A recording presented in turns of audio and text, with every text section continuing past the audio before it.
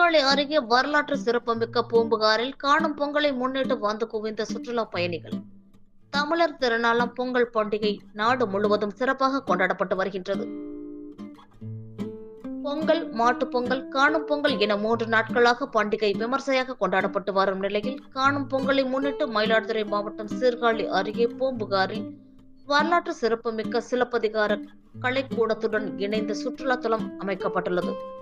இங்கு ஆண்டுதோறும் தீபாவளி, பொங்கல் மற்றும் சித்ரா பௌர்ணமி, தை அமாவாசை உள்ளிட்ட நாட்களில் மக்கள் கூடுவது வழக்கம்.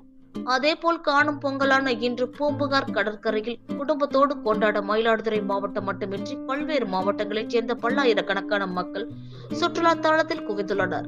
சீர்காழி, திருவெண்காடு, பூம்புகார் உள்ளிட்ட காவல் நிலையங்களில் இருந்து காவலர்கள் பாதுகாப்பு பணியில் ஈடுபட்டனர். கடற்கரையில் அமைந்த பாரம்பரியமிக்க தமிழகத்தின் மிகப்பெரிய சுற்றுலா தலம் பூம்புகார் என்பது குறிப்பிடத்தக்கது.